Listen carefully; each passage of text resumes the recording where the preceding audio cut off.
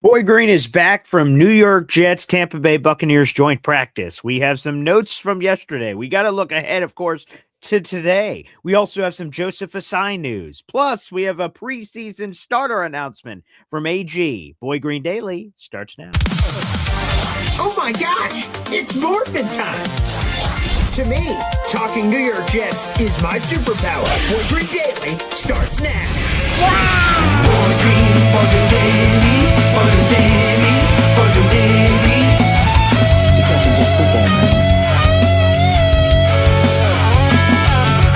Boy Green Daily, Boy Green Daily, Boy Green Daily.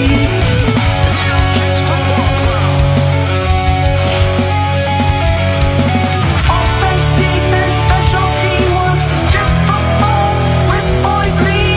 J-E-T-S, Jets. Let's go! What's going on, everybody? I'm Paul Esden Jr., a.k.a. Boy Green. I'm the New York Jets digital reporter for Heavy.com. Welcome to Boy Green Daily, a daily New York Jets video show, also available wherever you get your podcasts. And I am blessed to be alive this morning. I'm so happy that I woke up this morning and could spread some Jets positivity and love out there in the universe. So thank you, everybody, for joining us this morning. Like the video here on YouTube and hit that subscribe button as we continue to scratch and claw towards 10,000 subscribers. Thank you to the New York Jets. You see it right there in the background, baby. My VIP pass. Thank you to the Jets for allowing me to be at joint practice. Thank you to Cord Sports for hosting me. She was marvelous. And yes, amazing all around the board. So many observations, so many notes. So we talked about yesterday on a pop-up show and more to talk about today for sure. And I can't wait to share my Olu story that I haven't told anywhere yet. That's going to be tremendous, and I'll do that in a little bit. So a phenomenal Olu story. I just dropped some of the footage in Discord, so some of you may potentially know where this is going, but even then, there's pieces of the story that are missing. I'll talk about that in a little bit. MFC gifting a Boy Green Coffee Club membership. Thank you very much, Mother effing Chew. Thank you for supporting the channel, my friend. I appreciate you. 9 raffle tickets to our contest, good sir, which I absolutely love. That membership went to Rex Ryan. Wow. Okay. Sexy Rexy in the building. All right. I see you, Rex. Good to have you. Hopefully that's good vibes for the season. Can't hurt. Can't hurt. That's going. Number one Austrian Jets fan gifting a Boy Green Coffee Club membership. Lego. Yes. Oh, yeah, baby. 67 raffle tickets for our number one Austrian Jets fan. And, oh, yeah, we'll have more on that coming up soon. Austrian, of course, number one. Makes sense with this number one nickname. Number one in our raffle leaderboard as well. Shout out to our number one Austrian Jets fan. That membership went to AZ Jets. I saw a lot of AZ, by the way, over the weekend. Yes, Zaria Thomas, baby. So, yes, appreciate that, AZ Jets as well. Thank you. Yes. And hey, Imamji out there in ATL. Yes, beautiful. Glad the family made it there safe. That's excellent. So Imamji and Haley and the rest of the crew making it there in Atlanta, as I like to call it. Yes. A couple of things right off the top. Yes, thank you, number one Austrian Jets fan, for saying it. Stigger strong. I was able to, apparently, I didn't even know this in the moment, but I guess I was the first Jets fan to reveal that it was Quantez Stiggers or media member or anything to reveal it. So I guess I broke that news. That wasn't on purpose, I guess. But the more important thing, more than any self-glory, is that Quantez Stiggers is out of the hospital. He was taken to the hospital yesterday. It was a very scary situation. There was a hushed tone over the crowd. I was trying to go to Twitter. I'm like, well, the media people got to know who's there. And I was seeing the media people saying, no idea, no idea, no idea. I'm like, oh, my God, let me see if I can find out. Being there on the scene, I was able to confirm that it was Quantez Stiggers who collapsed on the sideline, went unconscious, was able to be brought back from his passed out state. And he got an IV in him, went to the hospital. Apparently a concussion, heat exhaustion. There's a lot of different things that play according to CBS Sports, but he is back home recovering, thank God. So blessed be he from far above on Quantez Stiggers. So thank you guys for all the well wishes for Quantez. Many of you probably know, he's one of my favorite players on the team. I love his story. I love his energy. I love what he brings to the team. So thank goodness he's okay. So thank you guys for saying all the kind words out there in the audience. And Mac, I see you're asking about the home. I'll save that here for a little bit. We'll get back into that as well here on the program. Let's get to the Joseph Ossai news, and then I'll answer some of those other questions so you guys can keep those coming. I mean, here's the thing. Joseph Ossai is one of the high-priced free agents the Jets brought in this offseason. $34.5 million the Jets signed Joseph Ossai to. That included $22.49 million guaranteed, the 26-year-old pass rusher coming from the Cincinnati Bengals. And when veterans reported a day before practice started, old Joseph Ossai was placed on the active, physically unable to perform list. And I'm like, what happened here? Because depending on the list mean different things. Devontae Sweat was placed on the NFI list. That's a non-football injury or illness list, which means he got hurt somewhere between mandatory minicamp and training camp. Which Muji later confirmed, Darren Muji, he hurt his hamstring working out on his own, which would place you on the NFI list. To place you on the PUP list means that, like, well, a variety of reasons, but pertaining to the football aspect of it. So that sort of threw me off. And then Rich Cimini reported it was due to a failed physical for an undisclosed reason. I'm like, wow, that's bizarre. And then he just hasn't practiced for 2 weeks. And I'm like, what is going on here? According to Brian Costello, though, so a couple of things here. Joseph Ossai has been activated off the PUP list. That's good news. Great. Phenomenal, on his way to recovery. But according to Brian Costello of the New York Post, he is not expected to practice this week. So that will be 3 weeks of no practice. But what he will be doing now that he's activated off the PUP list is starting to work his way back, and then hopefully could practice potentially as early as next week. It's about getting ready for the regular season. Believe it or not, folks, think about this as we're like sort of counting down dates. We, of course, have our preseason opener. That is in 2 days, people. Friday. It's unbelievable. Jets, Bucks. We got another joint practice today. We'll talk about that. We got the preseason game on this Friday, the 14th. If you're new to the channel, I'll be doing play-by-play coverage for the preseason opener. 7 o'clock is when the game starts. I'll be on about 6:45 with the latest nuggets ahead of the game. So, guys, stay tuned for that on the 14th. But a month from tomorrow is the regular season where we will be in Nashville for the Jets Tennessee Titans game. I can't wait. That's exceptional. So that's going to be awesome. But the key is, quite frankly, this. It's about getting Joseph Ossai ready for the season. MSC says, has Sweat seen the field yet?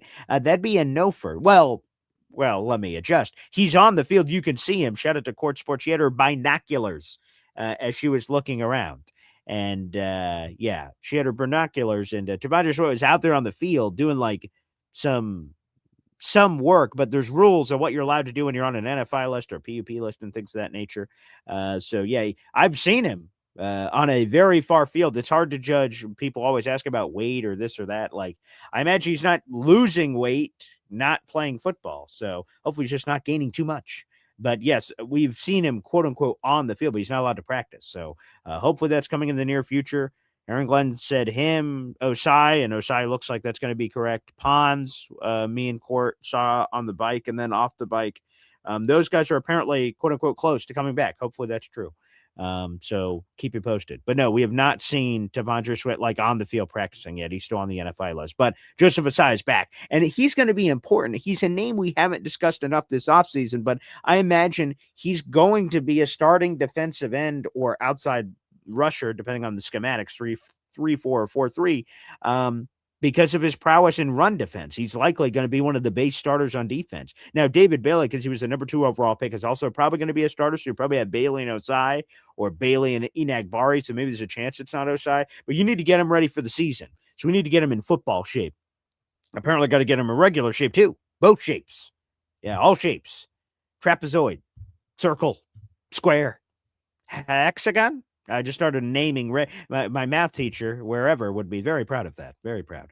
But anywho, just got to get him ready for the season. That is the most important piece of the puzzle here for Ossai.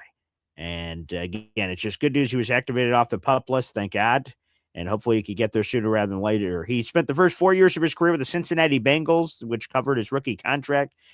During that stretch, he started 12 games and made 61 game appearances. So he didn't really become a starter till the end of his tenure with the Bengals. He was sort of buried on the depth chart, so take that for what you will. But here are his statistics during those 4 years: 4 forced fumbles, 3 pass deflections, 2 fumble recoveries, 14 and a half sacks, 16 tackles for loss, and 44 quarterback hits. The analytics part of our crowd would like him because in some of those advanced metrics, he was graded favorably, even though 14 and a half sacks over 4 years may not sound like a large number. Hell, David Bailey had that all of last season in college football, but some of the deeper level analytics seems to suggest there's untapped potential there with Ossai. We'll see if the Jets can get the juice out of that orange, of course, and see if he's going to be a part of that puzzle from that perspective. But again, I think, and I've said this throughout the offseason, but one hand feeds the other, folks. The Jets, this is not a coincidence, these two stats I'm about to bring up. The Jets were 31st in sack production last season. The only team that was worse were the 49ers, and Nick Bosa was lost halfway through the year. The Jets would have been last in that category. It is no coincidence that the Jets also happened to not have any interceptions last year. If you can't cook up a pass rush, the opposing quarterback, has all day to throw. What's he rushing for? Those Jets pass rushers ain't going to get to me. La, la, la, la, la. I'll just wait. Eventually, my guys are going to get open. Corners can't cover forever, and bing, boom, bam. If the Jets can microwave the quarterback, heat him on up, then all of a sudden he's got to make quicker decisions, which hopefully leads to tip passes, errant passes, bad decisions, and the Jets can take advantage. So, again, one hand feeds the other. So we want as many pass rushers as possible here. I want Ossai good. I want Eden Agbari good. I want David Bailey to continue to be good. He made a lot of plays yesterday. I want Will McDonald to look good. I was hoping Will McDonald would pop yesterday. Unfortunately, he did not from what I saw. Hopefully, for others he did, but I just didn't see it, which is unfortunate, and maybe saving it for the regular season. I guess that's what matters, of course. So Ossai is back, baby. Great to see. Thank goodness. And not back officially. Like I said, apparently he's not going to be pressing this week, according to Brian Costello. But yes, we hopefully will see him back next week, which we have Bucks this week, Steelers next week, old friend Aaron Rodgers. Why not? And then Giants. Those are our 3 preseason games. Week off season. So, this is coming up, baby. This is coming up. And let's get into this from old head coach Aaron Glenn, baby. The starters are playing. I love this from Aaron Glenn. But first, let me read the quote. I have that story. I posted it this morning for Heavy.com. So yesterday, in the middle of all the hoopla of the press conference, Aaron Glenn was asked, are the starters going to play? Will the starters play? And here is his response. And he sort of hinted that this was going to be the case last weekend when he was asked about it, but he didn't make it official. But he did make it official yesterday. Quote, everybody's playing. Everybody's playing, which means, folks, when I'm doing my preseason play-by-play, it's preseason for me. I want to get ready. I need to get familiar with the starters and the numbers and get my call sheet ready so I'm ready to roll. And so Glenn said everybody's playing, and a media member asked a follow-up question, why is it important for the starters to play? And Aaron Glenn says, because that's what I want to do for the most part. But he had more of an answer. Let me just say, hey, you're the boss, right? It's almost like your parents, right? Oh, man, Dad, why do I have to do this? Because I said so. Oh, well, all right, I guess. That's it. That's the rule. That's how it works. So if the parent says so, that's the rule. It's like a little Stone Cold Steve Austin, and that's the bottom line because Stone Cold said so. Guess that's it for AG, which, by the way, he's the boss, so he gets to make any decision he wants. But he also had a deeper answer than that. Let me get into that. So besides saying, because that's what I want to do, but he said, listen, you have 2 new systems that's going in. Why he's playing his preseason starters, why he thinks it's important. Listen, you have 2 new systems that's going in. I think it's important for our guys to play. Now, there was a science behind this also. As far as having joint practices and trying to get the guys at least throughout the preseason, 25 to 30 reps. And I'm talking about in all 3 games. So in totality, 25 to 30 reps. I don't know how I'm going to divvy that up yet. It's a feel when you go into the preseason. But what they say is when you have joint practices where the ones get a lot of reps and then you have that many plays, 25 to 30 in a preseason game throughout those 3 games, the risk of injury actually goes down in the first part of the year. Just talking to those guys, I'm a big believer in that. So I'm looking forward to seeing that. It is fascinating to see how coaches view these things differently. There is a lot of coaches that utilize the joint practices as the preseason. I mentioned this several times leading up to this Jets-Bucks week that, You can show scheme in practice. You can run your core plays and things because, like, sure, there's cameras from fans and that's disallowed, but people will do things that they want to do. But it's not the same way that it is in a preseason game. All 30 teams can watch your preseason game and study it if there was something worth studying. So most of the time, the teams get all their 1 reps out there in joint practice, and they get to the preseason game, and that's for everybody else. Clearly, that's not what Aaron Glenn is doing. And to me, I like it. The Jets, let's just be blunt for a second. The Jets are coming off one of the worst seasons in franchise history. They were 3-14. It was a cup of suck, man. I'm not going to lie. It was a cup of suck. Okay. I did play-by-play coverage for, I believe it was 16 of the 17 games. I went to 1 game last year. It was the old week 5 Jets-Cowboys game. Besides that, I was here for all the play-by-play coverage, especially that last stretch of 4 or 5 games. That was depressing as all hell. Okay.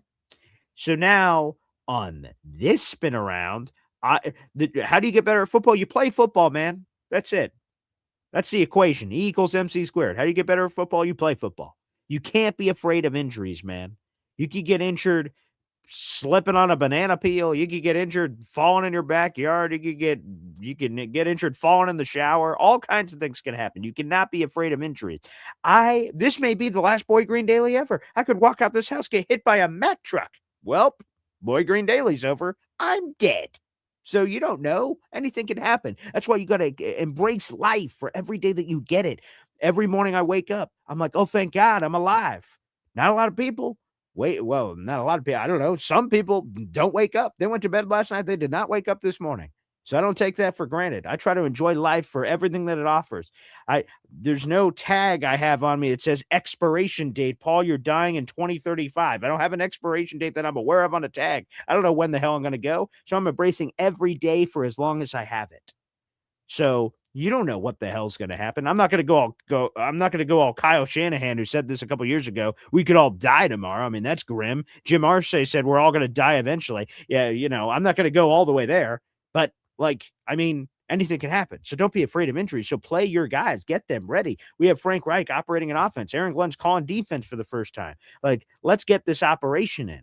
And again, there's not going to be a lot of scheme. They're not doing a lot of preparation for the Bucs. They're not game planning for them like they are for the Titans in week 1. They're doing part of that installation process of game planning, I'm sure, piece by piece in the middle of all this, getting ready for the season opener. But to me, this is the way to go. Get the reps. Because for me, I feel like if you don't play your starters in the preseason, your first month of the regular season becomes your preseason. And the Jets can't afford to start slow. Last year, and this is a Captain Obvious statement here, but last year, the Jets 0-7 start clearly tanked their season, obviously. That was awful. And they couldn't overcome that. And then all of a sudden, there was hate before, but that only increased the hate. That only increased the temperature of what was on everybody. The Jets cannot afford to start slow. So getting these, reps in the preseason, I think are critically important to hopefully making sure Geno Smith is well ready for the season and Demario Davis and some of these other key cogs in the rotation. So yes. Jamal Joseph said he played the starters last year, so what's the big deal? Jamal, he did play his starters for 2 of the 3 preseason games, and I think doing it in this way is very important. I do. Now, I don't think everyone played, so I'd have to go back and check that, Jamal. Starters definitely played. A lot of starters played. I think it was the first 2 drives, but I don't know if all the starters played. I'd have to go back and check the box score statistics and snap counts to see. But he says everybody's playing. Everybody's playing. So, yeah, man. What's the big deal? Well, I think the big deal is there's new schemes. Aaron Glenn's heading into year 2. I think that's important.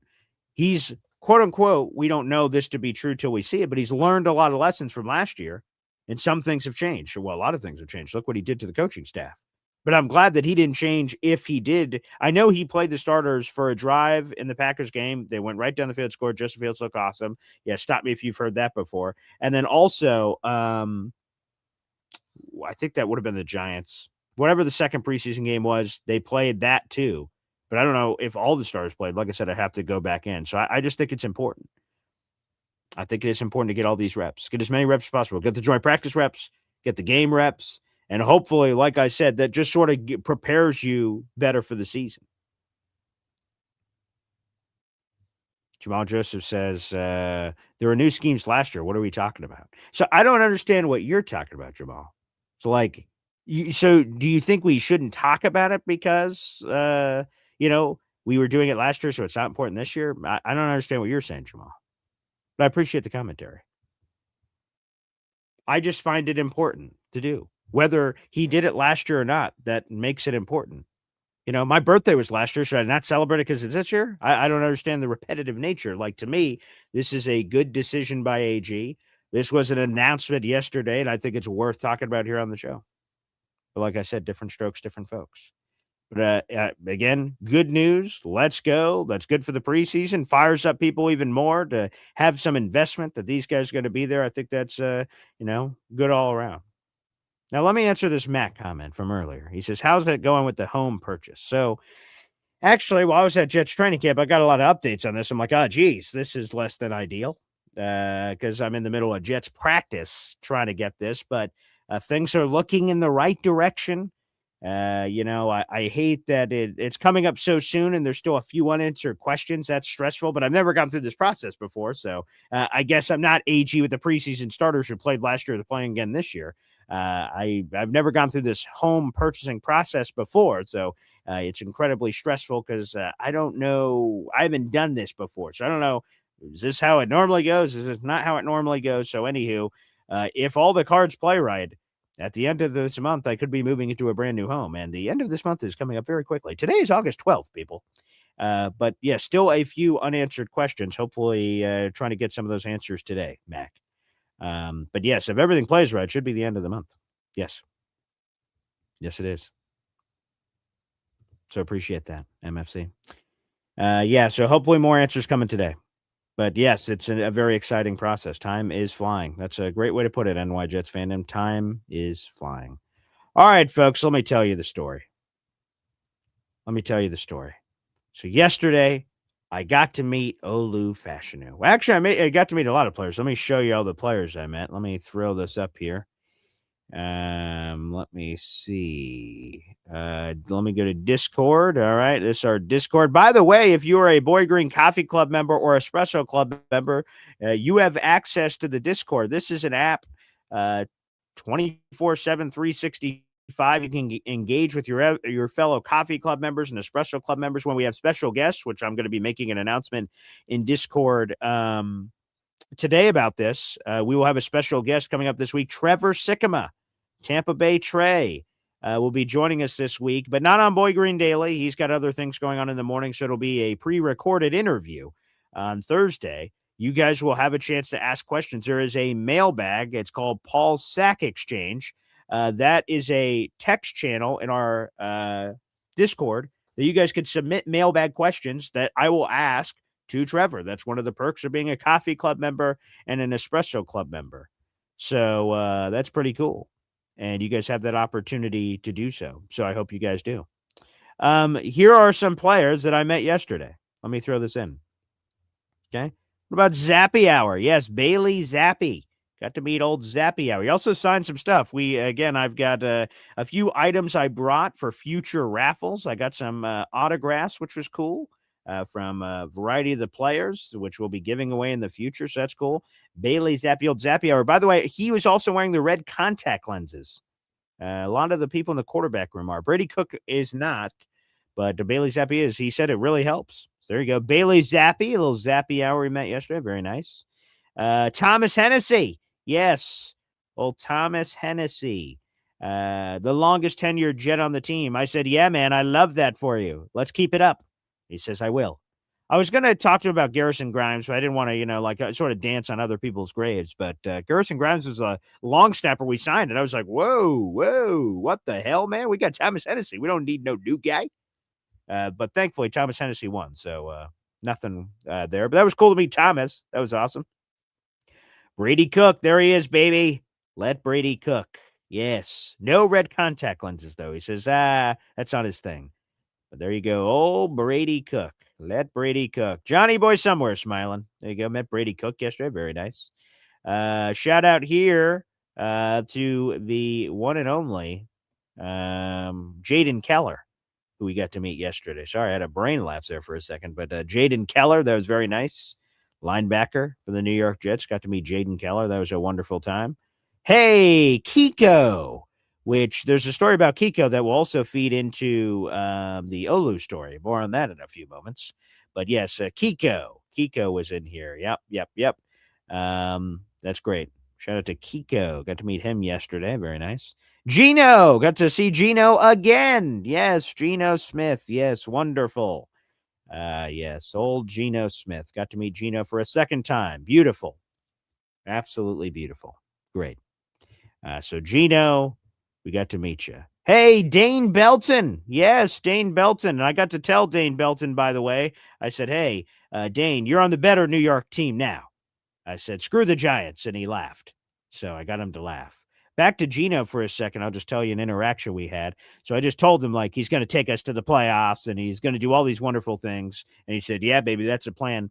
And then he finished all the autographs. And there's some, because the Bucks people were there, he knew some people from Florida. So he interacted with a bunch of people. And then he's walking back. There's like he's got to walk like a couple 100 yards back to the team facilities. And it was eerily quiet. Like all the players were done signing. And I just yelled, Geno, take us to the playoffs.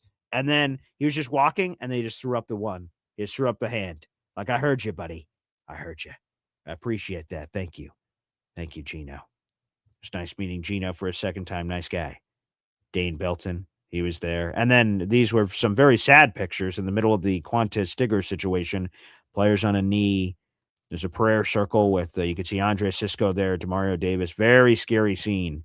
Yesterday, I talked about that yesterday. But the other part of this, it's been a long tease to get to Olu Fashanu. Olu Fashanu. Yes. So I got to meet, so anywho, it looked like all the autographs were over, and I look at Court Sports, I'm like, hey, do you want to get out of here? Like, it's over. So, like, we can go out, use the bathroom, get in the line, and then we're good. And then let me just look down the line, and I sort of peered over this little fence to see if any other player was signing, and it didn't look like it. And then I looked out, and it looked like a player was, like, last second coming over, and I said, who is that over there? Oh, it's Olu Fashanu. Phenomenal. Olu, that's awesome. So he started walking towards the line, and I was at the middle of the line. I'm like, I don't know if he'll make it over here, but why not? Let's give it a whirl. And so here's the story. Here's the story all about how I met Olu Fashanu, and there's some history here. I'm going to tweet this story out as well and put it out on social media, but I want you guys to hear it first on the Boy Green Coffee Club. So as Olu is sort of methodically taking pictures and signing autographs, going down this line one by one by one, slowly but surely, he's coming closer to me. And I'm like, what do I get him to sign? I have a hat here or this. I could get him. And as I'm standing there, I said, you know what? I turned to Court Sports. I should get him to sign my shoe. And she went, what? Yeah. I should get him to sign my shoe. I got a Jets shoe. Here it is. This is a New York Jets shoe. It's awesome. It's here it is. Like there you go. There's Jets. It's a Jets shoe. Okay. So I said, I should get him to sign my shoe off my foot. But I'll ask him, see if it's okay. And we'll see if that's it. So anywho, he starts approaching, and I get him to sign the shoe. He did sign the shoe. Here's the picture of me and Olu get my shoe signed. There he is. There's Olu. There's Boy Green, and there's the shoe. Okay, here it is right here. Right, Olu signed my shoe. And you may say to yourself, Paul, that's sort of weird. Why did you get him to sign your shoe? Well, here's the story. 15 years ago, old Boy Green. This actually before he was Boy Green. It was just Paul back then. But 15 years ago, I was at Jets training camp practice with my old man, my dad. Okay. And 15 years ago, I asked DeBrickashaw Ferguson when we was at training camp, it hit me in the moment. Hey, I had a football, I had hats, I had all kinds of things they could sign. I said, you know what? Maybe I should get Brick to sign my Jet shoe. I said this 15 years ago. As a young man, And so I took my shoe off. I said, Brick, do you want to sign this? He started laughing, said, sure, I guess. And he signed it. And I have that shoe. See, this is an old school Jet shoe. You can see this, right? Yeah, look at the difference here, okay? Current Jets logo, old Jets logo, okay? So I got Brick to sign my shoe. There it is. You can see it in the light. That's DeBrickashaw Ferguson. It still stands the test of time. That's DeBrickashaw Ferguson. He signed my right shoe. I got Olu to sign my right shoe. And here's the thing. The story is this. DeBrickashaw Ferguson is all reliable for a left tackle. He was our all reliable for a long time. He only missed one snap in his career because of a trick play at the end of a game. One play. But he was a rock solid guy. So I thought to myself, Brick signed this shoe. And he continued to have a remarkable career. Olu signing this other Jet shoe, maybe that can send him on some sort of a DeBrickashaw Ferguson run. If he could be half the player Brick was, we're going to be well on our way to be very nice. So that was my thought process. And we actually have video footage of this Olu shoe signing. Let's roll the footage, and, you guys will see. Yeah. Any way you could sign my Jet shoe? Of course. Oh, sweet. Thanks. Full government. That's it, baby. Oh, Yeah. None of the people are saying that out here. There you go. Can we get So, a picture too? Of course. yeah, so the beginning of this story, if you missed the beginning of the clip, I may have to edit it back a little to make it in here. I told Olu Muiwa, that's his full name. That's how you pronounce it. That's his full name. And I said, hey, Olu Muiwa, can you sign this? And he was like laughing that I said his quote unquote full government name. I thought I was doing him a solid because I feel like for now, a lot of people Americanize names. They shorten names that they believe are too complicated to say, and they shorten them. So like his real first full name is Olu Muiwa, but a lot of people call him Olu. And I thought people were doing it not because that was Olu's preference. I thought people were doing that just because they said, saying Olu Muiwa is too hard. I'm just going to say it short. So, as a former broadcaster adjacent doing it in my career, I try to get people's names right. People have effed my last name up my entire life. So I want to get other people's names right. So I tell them, hey, Olu Muiwa, you sign this, and full government name apparently wanted to be called Olu. And so does Kiko, by the way. He does not like to be called Francisco, which is his name. That he calls that his full government name. He says, if you call me that, I'm not going to look at you. And he was sort of laughing. So he prefers Kiko. Olu prefers Olu. But again, this is a weird side story, but it's all part of the greater scheme. I've got kids, as you guys all know. I've got Soraya Luna, my beautiful daughter. She's 4. I got my son, Polly. He's 1. And they watched this movie. I don't know if you guys have ever seen it. It's called Elemental. Okay. There's all these, it's a cartoon movie, but there's like fire people, water people, grass people, all these things. And when they come to these cartoon characters they're like refugees from their fireland or waterland. They come to this land that's supposed to be united all together. And when these little elements come together and come to the front gate to come in, the person asks them what's their name, and they say their natural origin name. In this case, we'll call this person Olu Muiwa. And then what the person at the gate goes, that seems hard to say. We're just going to call you Olu. Stamp, and they come in the city. And this is just a funny, silly kids movie, but it's got a more serious tone, which is like, things get Americanized when they get here because it's harder to say. So anywho, long story short, I thought I was doing Olu a solid by saying his full name. Hey, man, more people need to say your name. Apparently, didn't want that at all. So totally projected. Anywho, so there you go. So Olu Muiwa, pow, signed shoe. DeBrickashaw Ferguson, pow, signed shoe. Now we're all reunited, baby. Nice. There you go. There you go. There's my Jet shoe story. Hopefully you people appreciated that. Nice. Beautiful. Well, I see we have a super chat. Let me get to this from Jake Asman here on the program. Appreciate it. $1.99 super chat here on the show. Every time I get a super chat here from my daughter, Zozo. Yeah. Wow. BG, does Robbie Sabo hate David Bailey's guts? Well, I mean, you guys tell me. Let's play the footage. Let me go get that clip from the Jake Asman show. It just went out on the account this morning. I I was so, Jets practice ends. We do the pop-up show. I have to write a few articles for my job, and I'm going through that whole process, and that's lovely. And I'm driving home. So I got like a 4 or 5 hour drive, and I'm driving home, and there's traffic and all kinds of things. And I'm listening to the Jake Asman show. Why the hell wouldn't you? I'm listening to the Jake Asman show.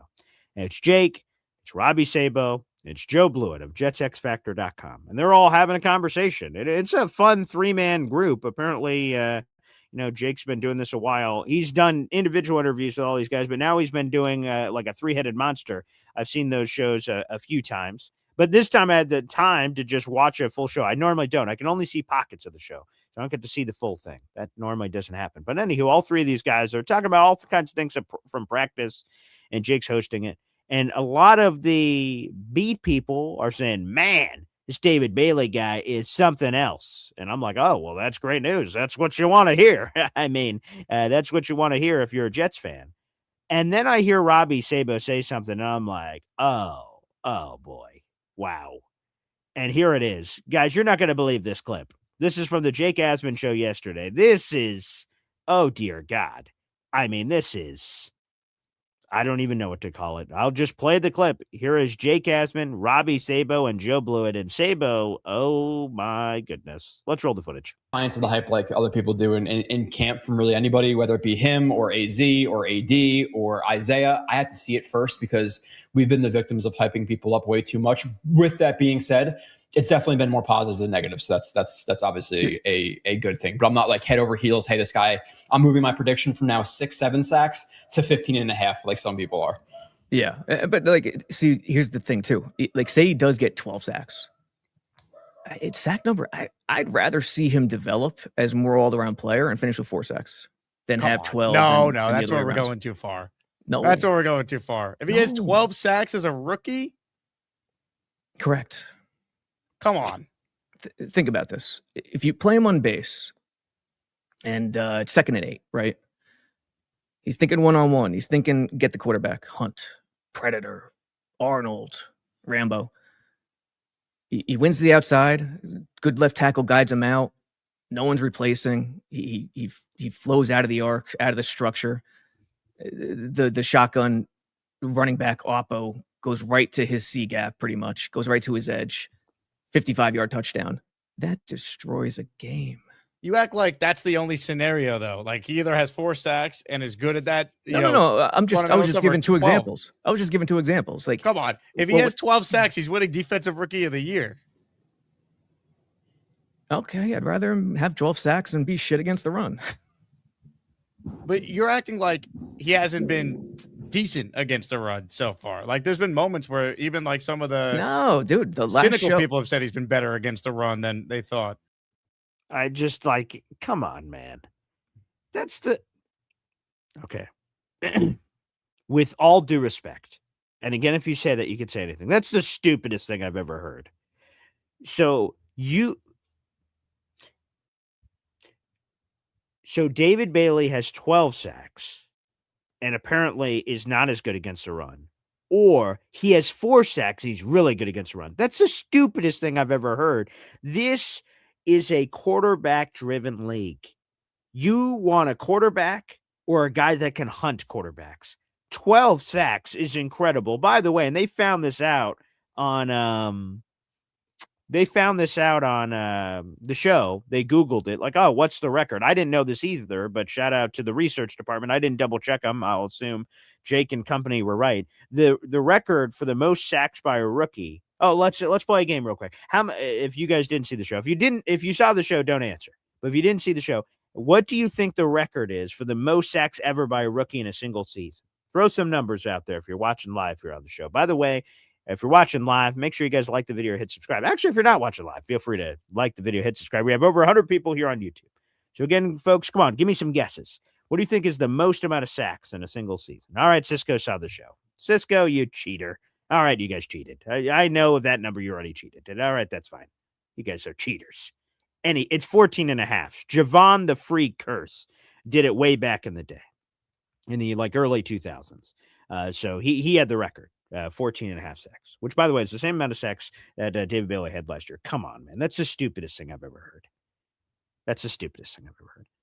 You'd rather David Bailey have 4 sacks and 12, but he's slightly better against the run with 4? Shut up. Like, I know Robbie hates David Bailey's guts. So yeah, let me go back to the super chat, Jake asked. Let me BG, does Robbie Sabo hate David Bailey's guts? Very clearly. And here's the thing I don't get. Here's the thing I don't get. And I've preached this forever, and I'm a man of my own word. I told you guys this. In 2018, I did not want Josh Allen. I thought he was going to be the bust of busts. He couldn't hit the broadside of a barn in college. How would he suddenly get better at that at the NFL level? And apparently he did. So development, baby. I said, I thought Josh Allen was going to be a bust. If you listen to my pre-Jets podcast conversations, which would have been audio only, you didn't have to look at my face back then. I said, oh boy, I don't want Josh Allen. He's wildly inaccurate, blah, blah, blah, Wyoming, blah, blah, blah, blah, blah. But I did say on those shows, if the Jets draft this guy, I don't want them to, but if they do, I will embrace him because he is a Jet and I am a Jets fan. I'm not going to just try to feed my pre-draft narratives and go, I'm right if Josh Allen was a bust. The Jets drafted him, he was a bust. That's not what I would do. No. I'm a Jets fan. I want every Jet on this team to be an all-pro superstar. That's what I want. And I said it back then, that if Josh Allen would have been drafted, and I would be rooting for him to be the greatest success story of all time. But I would admit if I'm wrong. Fast forward to this. I wanted Arvell Reese. Check the tape, people. I was a Reese guy. I did live interviews at the bar that we were at before we walked over to the draft. Reese. I want Reese. I don't want Bailey. I want Reese. But I said, if Bailey becomes a Jet, he's our guy. And he did, and he is. He's our guy. So even though I was a Reese guy before the draft, I was a Reese guy. I wanted Reese. We didn't get Reese. The water is spilled. The paint is dry. The whatever analogy you want to use. Arvell Reese is a Giant. David Bailey's a Jet. I want David Bailey to be the greatest Jets player of all time. Robbie Sabo was also on this Reese train, but I mean, he was vehemently against Bailey. Not only did he want Reese, but he hated Bailey in the pre-draft process and pointed out all these flaws and issues and everything. So I just feel like sometimes these pre-draft narratives get in heads and you don't want to be wrong or whatever. I don't know what it is. I haven't done a psych evaluation on Robbie Sabo. I didn't meet him for the first time. I used to work for him way back in the day. We never met in person. I used to work for him at EliteSportsNewYork.com. That's where I wrote like 10 years ago or something, a long time ago. And I work for Robbie Sabo. And we met for the first time at the Gang Green Beach Club. It's the first time I ever saw him in person. It was a very quick interaction, but hey, oh, crazy, huh? Yeah, all right. So I don't know Robbie Sabo intimately well. I see him on the Jake Asman show. I've seen some podcasts he's done with Wayne Corbett, which, by the way, I got a Wayne Corbett thing to give a shout out to. You guys may have noticed that in the background. The light probably blinds it out, but I'll tell that story. But yeah, what the hell? Apparently, Jake Asman, he does. He hates his guts. Who in their right mind, as smart of a fan as you could possibly be, how could you possibly say that you'd prefer 4 sacks and better run defense than 12? 12 changes games, man. I get pressures and all these other things, but sacks, getting the quarterback down 12 times, which would borderline, it wouldn't break the record, but borderline would be in the conversation of breaking the record. What are we talking about, Robbie Sabo? Oh, boy. So, come on, man. That's unbelievable. Come on. What are we doing? Yes. Nuts. Thank you for bringing up that super chat, Jake. I'm glad we got to talk about that here on the show. And this is a great question, Nenge Iboko. The question is, if Josh Allen was drafted here, would he have become the same player he is now? And that's the $1 million question, right? Like Patrick Mahomes. If we didn't take Jamal Adams, we took Mahomes, does he become Mahomes here? We won 20 Super Bowls? Or does he flounder out of the league because we didn't have the right development plan? Some people can overcome their circumstances, right? Barry Sanders played behind a shitty offensive line with Detroit. He's still a Hall of Famer. He juked people out. He figured it out. Some people can, some people can't. It's a great question. I don't know. I don't think the Jets were set up successfully for Josh Allen, Darnold, Lamar Jackson, or anybody. So I don't think he would have became that player, to be honest with you. I don't. But maybe I'm an idiot. It's possible. Wouldn't be the first time I was called that, or called myself that for that matter as well. Yes. So, yeah, by the way, let me tell this story real quick. This is cool. Here's another one. I want to make sure. Look at this. Look at this cereal. Look at this gift Boy Green received. This is a limited edition collector's box. Provides 10 essential vitamins and minerals. Wayne Corbett. Honey Nut Toasted Oats. Corbett Crunch. shout out to Pops, Court's father, who's a huge fan of the show. I was at their house the last couple of days. It's really the only reason I could afford to go to training camp because I'm in the middle of a move. So the only way I could go is if I couldn't buy a hotel room because of all the money we're trying to save with all of this. So it was a unique opportunity and everything else. And Court and her family were very kind to host me for both the initial trip and this one, which was the only reason I was allowed to go to this. And yeah, so I was there, and her dad said, "Hey, give this to Boy Green." And he was telling Court, and I said, "Oh my God, that's so sweet." So shout out to Wayne Corbett. I got Corbett Crunch. They get a Pops for being such a big fan of the show. I see there's an offer on the back for a cap and T-shirt offer for only $14.99. I could get a Corbett Crunch hat and a Corbett Crunch shirt. The hat is $14.95. The T-shirt's $13.95. If I cut out this little part on the bottom and send it in, I believe I could still get the Corbett hat and crunch, hat and shirt. I don't know if they're still selling this. Limited time offer. I'd rather keep the box though. So sorry, Corbett Crunch on the hat and shirt. So beautiful. There you go. In the background, Corbett Crunch. It'll make the trip with me to my new location, my new office. Thank you. Thank you, Pops. Amazing. Honey Nut Toasted Oats, Corbett Crunch. By the way, speaking of Corbett, shout out to Nick Shine. He introduced Wayne Corbett at their event last night. I wish I could have stayed, but I had Jets work and other work to do for my other job, so I couldn't keep staying. But hopefully that event was terrific last night. But huge shout out to Nick Shine. That was super cool. And I'm sure a great, huge moment for Nick Shine. And it's been the summer of Shine. So good for him. And getting to introduce Wayne Corbett, I'm sure was a tremendous honor. So that's amazing. So thank you, Pops. Thank you very much. That's very amazing. I have a lot of support in this community. It's very meaningful. So I appreciate you guys out there, whether you're watching me right now for the first time or you've been a multi-time offender. Either way, that's tremendous. So I appreciate it. I love doing this. I love talking Jets every day. This is a dream. I want to, my dream job is working around and with the Jets. That's my dream job. And anyone that supports my dream job and hopefully feels the same passion I do. And I think this is going to be a special year, man. I really do. And I'm looking forward to being on this journey with all of you. And we are eventually, it's going to happen. We're eventually going to go back to the playoffs, and we're going to document that entire journey right here, baby. Yes. Playoffs? Are you talking about the playoffs?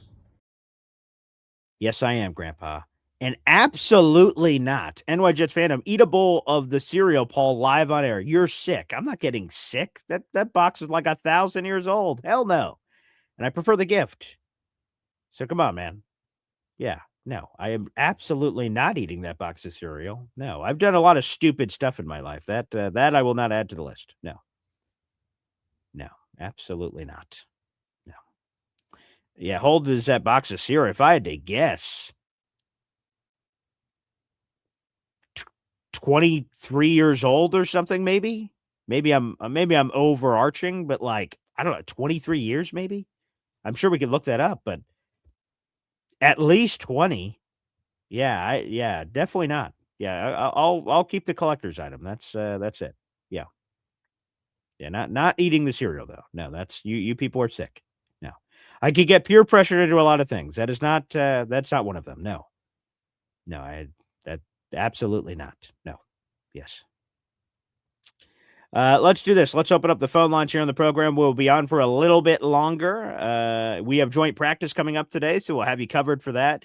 Any news, notes, hopefully no injuries. Hopefully the Jets bounce back. They had a few rough moments yesterday, especially offensively. I want to see the offensive operation look even smoother. I will not be at practice. Obviously, this is a live show, so I will not be at practice. But shout out to Lou B. He will be there. Hopefully he calls in with a report update. I would love to hear the observations from training camp. I hope you guys enjoy it. And like I said, I got the VIP experience with Court Sports, so you can't beat it. Thank you to the Jets for taking care of us. That was spectacular.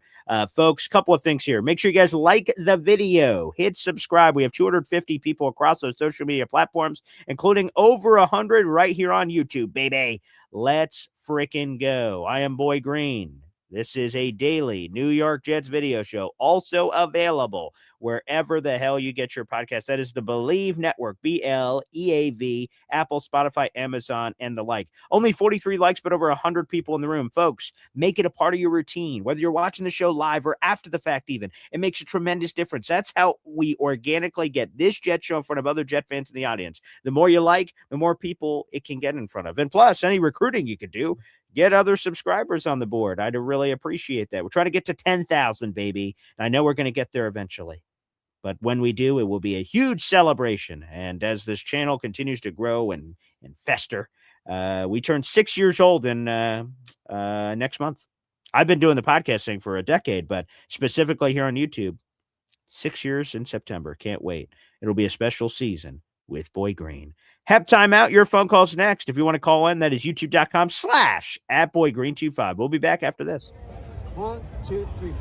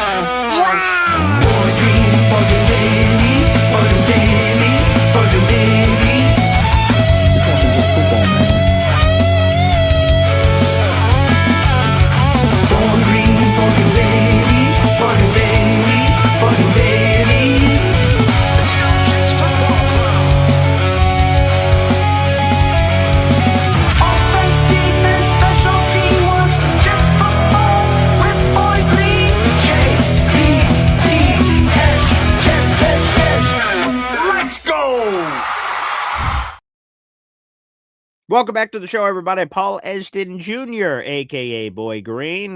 By the way, hope you enjoy the office.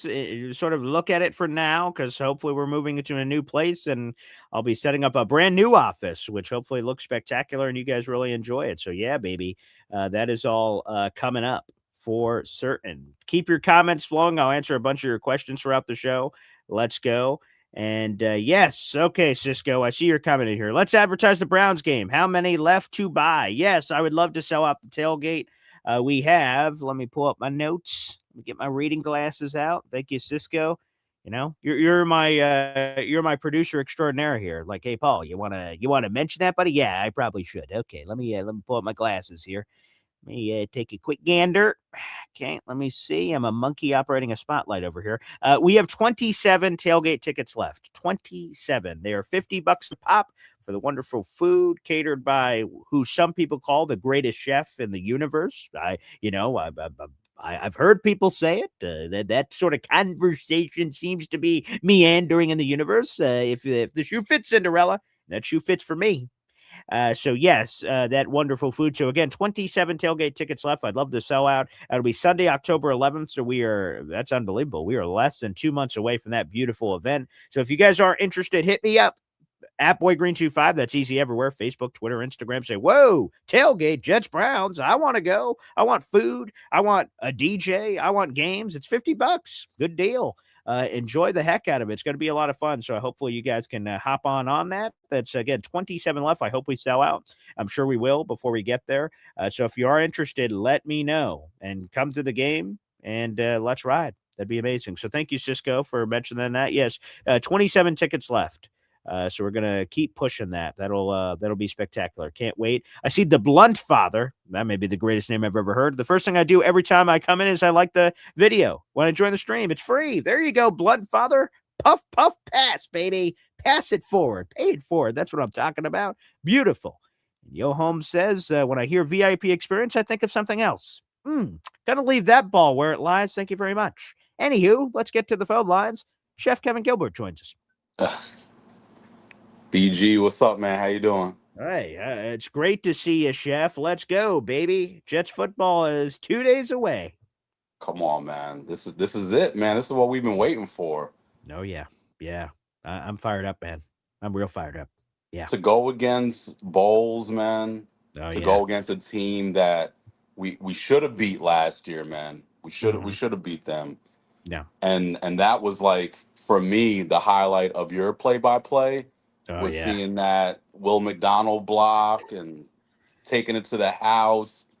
You going crazy. I think it was what you woke up your kids too. They was taking a Oh nap my and all that. god. I in the middle of like, "Wah!" and I can play it later because I love just hearing my own voice. And then I just in my peripheral, because like so I've been doing the games here. So I will for the preseason until I move, I guess. I'll be doing it in the same spot. There's a projector behind this computer here. And I was going nuts. I wasn't even thinking. Like it was an out-of-body experience. And then whenever it stopped, I looked over and my fiance steam was billowing out of her ears, and I heard the kids like awake, and I'm like, oh, they took a nap in the living room, which is about 10 feet away. So I was, yeah! I mean, you guys will hear it. I'll play it again in a second, but oh my God, it was, not no, I mean, the call was cool, but no bueno. Somebody was sleeping on the couch, if you catch my drift. So not great at all. But the good news is in the new house, I have my own office. There's a door. I'm up in a separate locale. So hopefully that allows the energy to be as loud as it needs to be. You know what I mean? So yeah, that was intense. Yeah. With this upcoming season, man, with everything we've been talking about up Mhm. until now, we should see better games, man. Mhm. That's like for sure, man. And Yeah, right. it can't just be off of hope, Mhm. based off of the coaching, the talent that we have, a better quarterback, man. Like, we should be in for a good one, man. Mhm. How good, that depends on AG, Right. Frank Wright, just Sure. the offensive deep, making sure that these players know what the hell they're doing. Last year didn't look like that, man. Mm. I don't want to go down that memory lane, but No, right. just looking at what we have coming up, man. Like, I want to know from you, since you were, we had boots on the ground over there. Yeah, sure. wh- they kept saying that there was fights that happened in training camp. My definition of fights, at minimum, is your fists and your feet. Yeah. If at minimum, if Yeah. if there was just a bunch of pushing, shoving, grabbing faces, that I ain't no fight, man. That's some soft ass NBA BS. If Right. if you calling that a fight, was there legit fighting going on at training camp? Yes. Ooh. But I agree with you. I think like the wrestling stuff of like, oh man, you're lucky he's holding me back because I would do something right now Mhm. if he was Word. like that's bull. But like the real things is, and again, you see it with Bailey and Godeke, who is the offensive lineman. Bailey's giving him the business. Godeke is like getting a little pissy about it because he's a veteran. Bailey's some young kid coming in, and they were throwing fists. And then someone grabbed, so it was Jarius Monroe. So someone said, oh, we got a pick yesterday. That did happen. Baker Mayfield threw a pick six to Jarius Monroe, who dodged a couple people, ran to the house, and all these Jet defenders were fucking talking shit. Like, yeah, suck it, Tampa. Or they were saying whatever the hell they were saying, and Tampa got pissy, so they got involved, and they were all jumping on each other. And this is before Quantez had a very scary situation later. He was involved. Someone grabbed Quantez's helmet, ripped it off his head, and just chucked it up in the air. Like, it must have went 50 yards up the air, and you just see it go. And I'm like, oh my God, I hope that doesn't like kill somebody. Because like these helmets are friggin', they weigh a lot. So if someone's Mhm. just la la la la la, they're gonna get plunked with a helmet and Jesus, something gonna happen. So thankfully a Jets assistant like saw it and he like sprinted out and like caught it. So it didn't, he almost like a football kickoff, fire, fire, fire. And then he got the ball. And I was like, oh, thank God. But yeah, someone ripped off Stigger's helmet and just chucked it up in the air. I was like, oh Jesus, that thing went like 100 yards in the air. And yeah, so fisticuffs. Armand Membu gave the business to, I think it wasn't Yes. Ruben Bain. Ruben Bain lined up against Membu all day. He did not line up on Fashanu.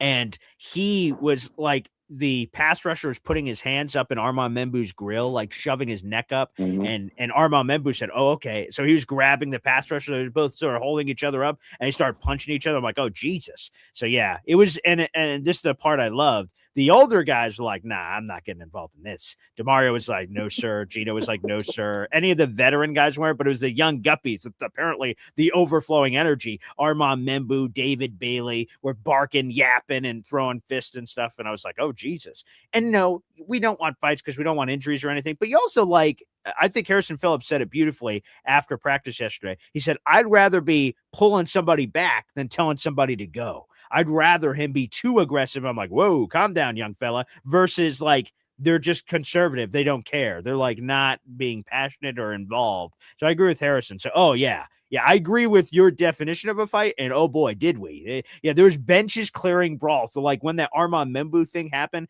with that pass rusher, it could have been Yaya Diaby or whoever it was, the Bucks pass rusher. As soon as they saw them like mean mugging each other and then going to throw a fist, the Buccaneers from the other sideline came like, we are Sparta. And like they came out like, oh shit. And then the Jets guys all came in. I'm like, oh, here. And then they were all just in a blob throwing people off. I was like, oh, Jesus.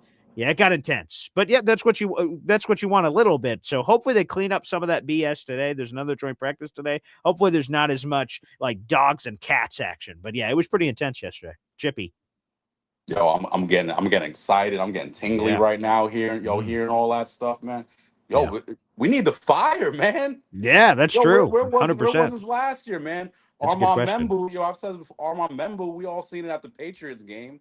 Yeah. He was getting ready to take on the whole team by himself. Mm-hmm. And I told him at training camp too. Yo, I appreciated that, man. I appreciated that fire, that anger, that aggression when we saw him at training camp a week and a half ago or so. Yeah. Yo, he smiled, man. Said thank you. I said, yo, we appreciate that.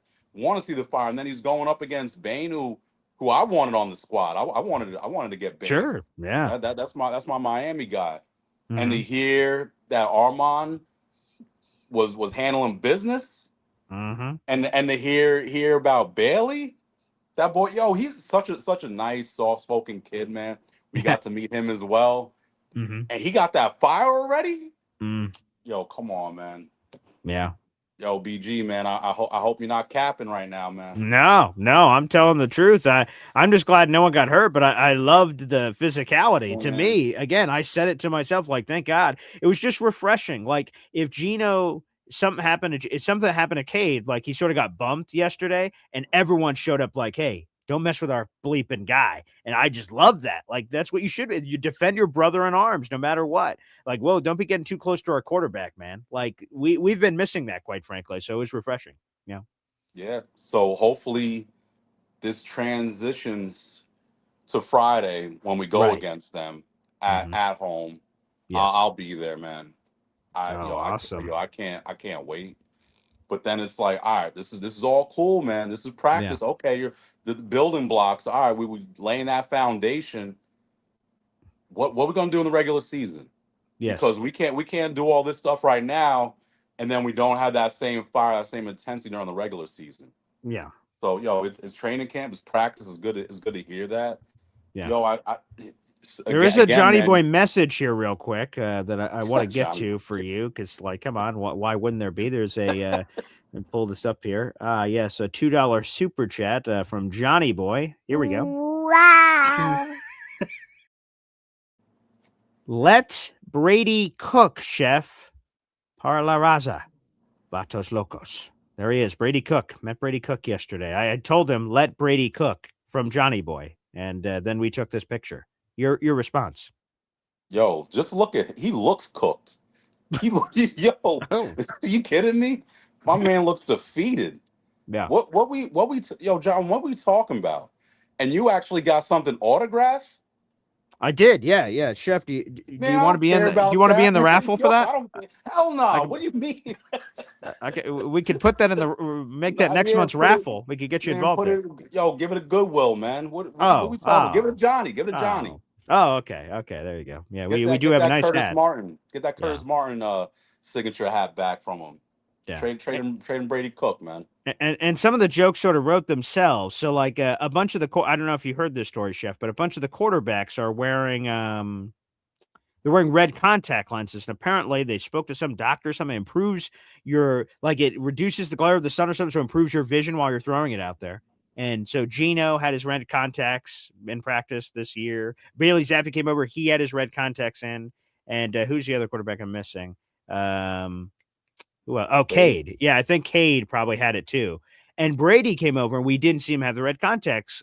Like yesterday, we're like, oh, you're not doing that? He's like, yeah, I don't need it. And, the jokes sort of write themselves. Come on. So sorry, Brady. That's unfortunate. There you go, Johnny boy. Fourth string quarterback, man. Yeah, Is he even going to be on the practice squad?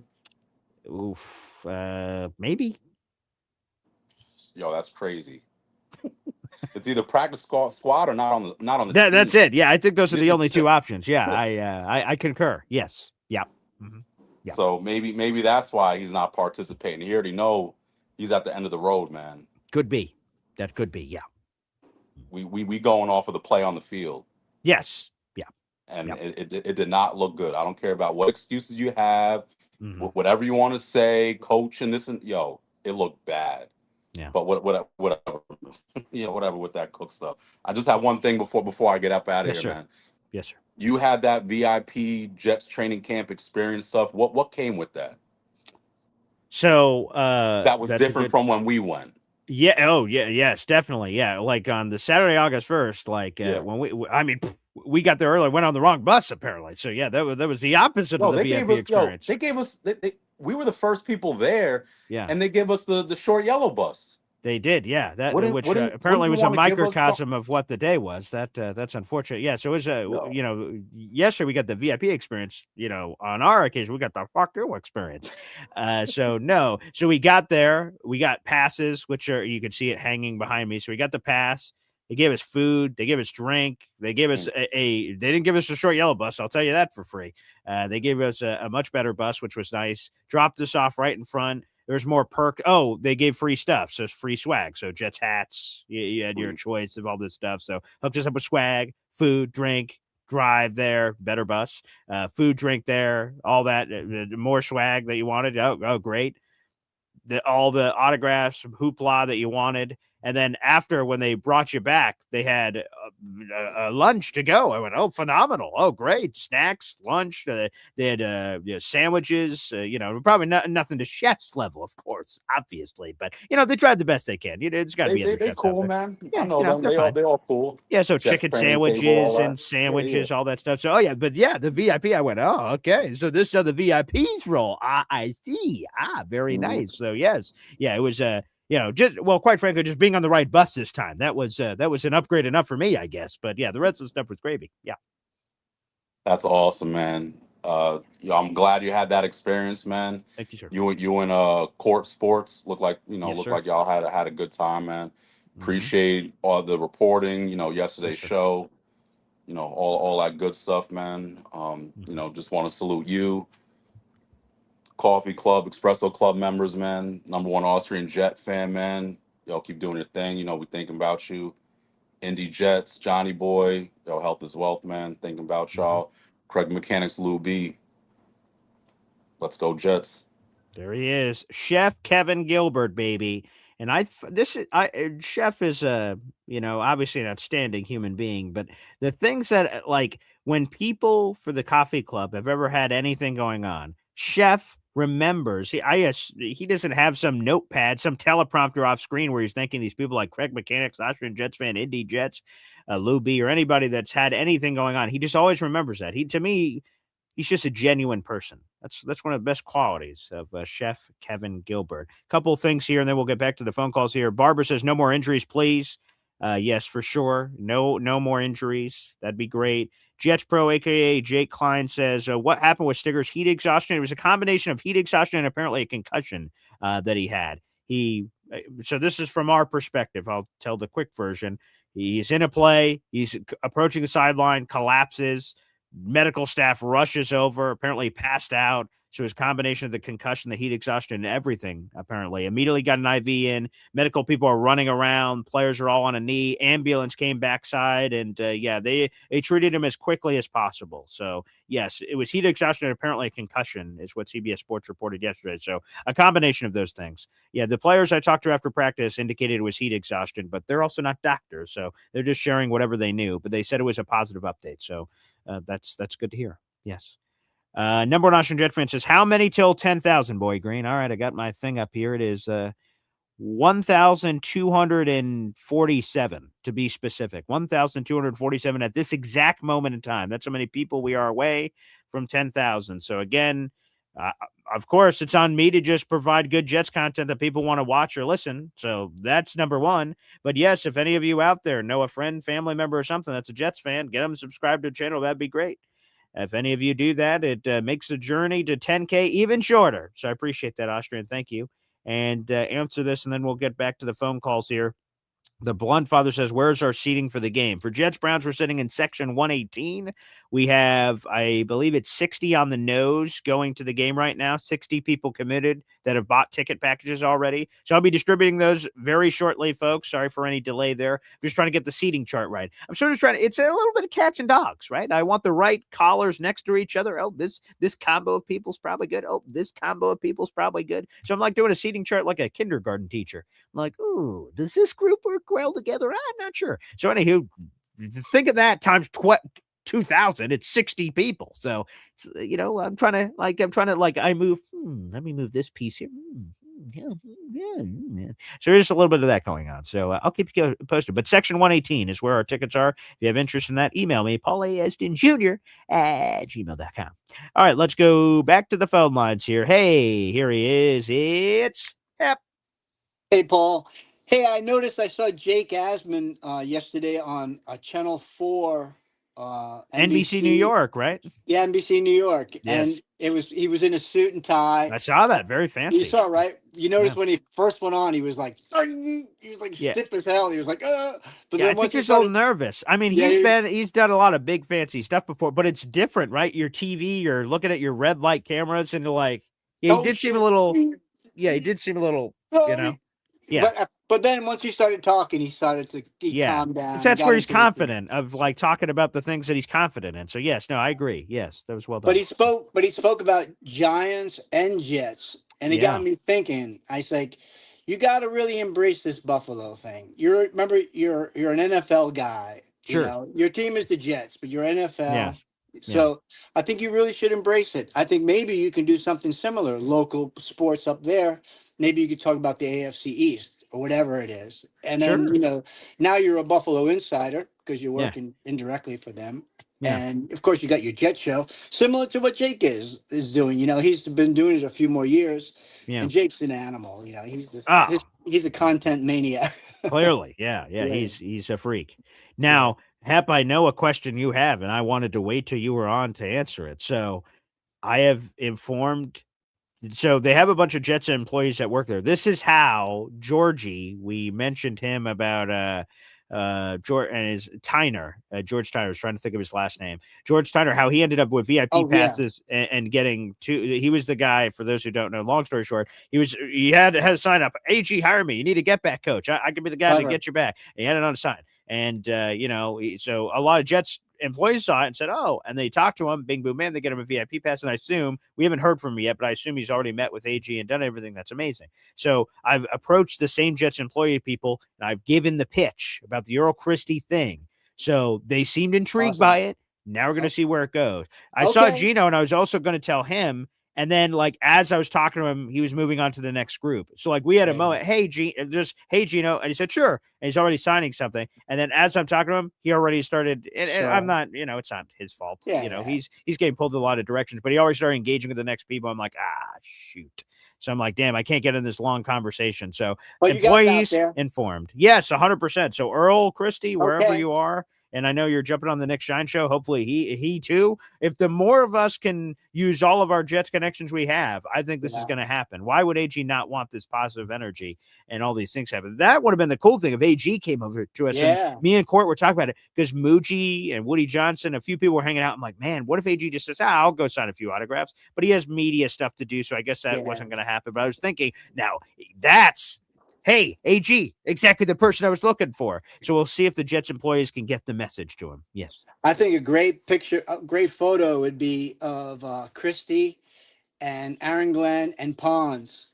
And Pons in the uniform. The three of them just sitting there that'd be so cool. I hope that happens. That'd be awesome. Yeah, that'd be really cool. Thanks, guys. Appreciate it, Hep. Yeah, so Earl Christie message delivered. We'll see. By the way, Ricky New York Live also sent in an Earl Christie message. All right, let's go to the B Sprinter Live. Loopy's on the move, baby. Hey, guys. Good morning. I'm here with my guy, Joey Yanks, another diehard Jets fan. So what's up, boy? Obviously a Yankee fan. We are on our way to Camp BG. Today we will bring back better results than you did yesterday. I was planning to get a great report from you, and all I heard was a disaster. So today we're going there, and we're going to have a better camp today. BG, my question is, yes, sir. Did the Jets do more offense yesterday? So do you think there'll be more defense that we'll see today? I do hope they invert it for you guys because the bleachers obviously aren't moving. They're going in the same place. So I do hope for you guys they flip it. So you're getting Baker Mayfield and that offense going against. I'm sure offense is exciting. So if that's what you guys see, I'm sure you guys won't hate it if you're getting big plays. But I hope they invert the fields because, yeah, we had starting offense versus starting defense for like all of practice outside of the end. We got red zone drills where Baker Mayfield was going against our defense. And we saw that up close and personal. So, yeah, I do hope they invert the fields. I don't know if they will or if they run it the same way. That I don't know. But I do hope that's what you guys get so you guys can get even a better or different picture. I'm really I really hope that we see Gino better today. So you see that he learns because in a game it's a little longer than a practice, right? So let's see. It's basically another extended game today. So let's see if he plays a lot better. I just don't want to see that many picks. I think that pick yesterday was terrible. The one he picked that they picked to the house. So let's see what goes on, BG. But you guys have a good day, and I'll be hitting you up with some reports. Please do. There he is, Lou B. And his boy, who's a Yankees fan. I forgive him for that. But, the Jet stuff is great. We can align there. Yeah, the pick from Gino on the 7-on-7, I've been able to see more footage, right? Because we're sort of seeing it from our eye point of view. Gino's throwing it off his back leg. You should not be throwing picks in 7-on-7. It's a passing camp. You see everything. You should not be throwing picks in 7-on-7. 11-on-11s where you got more bodies flying around and more activities happening. But in a 7-on-7 passing drill, you should not be throwing picks. But yes, he threw it late off his back foot, just sort of like off balance. And it's still tough to see for the footage. Did the receiver give up on it or did the Alex Anzalone, who is the one who apparently pick sixed it? Yeah, so Gino was pick six twice. 7-on-7, late throw off his back foot. Alex Anzalone took it to the house. Again, it's sort of in those drills, it's not a 100-yard field that you're operating on. So it's a pick six, I guess. And then the one to Garrett that was a pick six, Garrett fell over, which we found out later. So if you want to brush that one aside a little bit. And a Buck defender nearly had a third interception, but the referee said the ball touched the ground. He jumped in the middle. I believe that also is 7-on-7. He just got high. He was throwing it to Garrett Wilson, who was open, but this Bucks linebacker, I think, jumped higher than Gino thought he could and nearly came down with the interception, but he did not. The ball touched the canvas. But yes. Yeah. So yeah, Lou B send great energies in the B sprinter. I can't wait to see that thing for the week 5 Jets Browns game. That's awesome. I hope they have an awesome time at practice. Yeah. So the VIP experience for Lou B, you guys should get good food, drink, get on the proper buses, get your VIP pass and see all that. All right, let's go back to the phone lines here. Plenty of people trying to call in. Let's go to Badshaw. What's up, Paul? So I'm guessing I didn't get to see the whole video of you in court yesterday, but it sounded like y'all had a good time. Sounded like there was a lot of shit going down, but I'm sure you were glad to be there, huh? 100%. Again, I just figured how lucky I was because we were waiting in line. We get there at 9:10 in the morning, 3 hours later than the other practice we showed up for, which was more proper timed. And we're waiting in line because in this case, you had to get a VIP pass. And the other one, you just had a scannable ticket. And anyone could have a scannable ticket. So this was VIP. This was a private thing. So we're waiting in line. And all these people are saying, season ticket holder, season ticket holder, season ticket holder. Oh, I had to use my fan points or something for this. And I'm like, oh, okay. And I just felt like I was the luckiest guy in the world because I just won some random ticket lottery thing. I'm not supposed to be here. So I felt like I was walking on water or something. I'm like, damn, I'm like a mutt at the Crown Ball here. I'm not supposed to be here. So yeah, I just sort of had it from that perspective. Me and Court was my +1. Everyone who came was allowed to bring a +1. And so she was mine. And we were looking around like, man, this is crazy. This is cool. This is awesome. Again, there's just so much to take from a joint practice. So I hope Luby and his buddy Tommy do the same thing here as they go enjoy it. But yeah, it was cool. And again, I didn't think I was going to any of these practices. So the fact that I went to 2 is awesome. Oh, that definitely is. And I'm glad you got to experience that, and I'm glad Lou B's getting to, which it's like Lou B does this like every day. So yeah, I hope Lou B has a good day. I'm like, well, I hope he checks in another day at the office, basically. That's just the lifestyle Lou B lives. But Yeah. still, I hope he has a good day. But so I know you've kind of been busy with the whole training camp thing. Yeah. You know, I think it was Thursday the new Madden game came out, but I didn't have whatever I'd bought. I got like 3 days early access instead of a week or whatever it was. So I got the access, I guess, Monday night. Had to wait for it to download, and it took like an hour for my Xbox to download it. So I got on there and played like one quick game. Just it let me do the Jets Bucks game, but I was kind of looking over the roster and stuff, and I didn't know if you had looked at it or not. So if I remember correctly, David Bailey is like an 82 overall, if I remember right. And so I'm like, wow, that's awesome. I was kind of surprised. Well, then I go and I'm looking at the tight ends, and Sadiq drops down to like a 74. They've got him and Mason. Him and Mason Taylor have the same overall. They're both 74, which I thought was.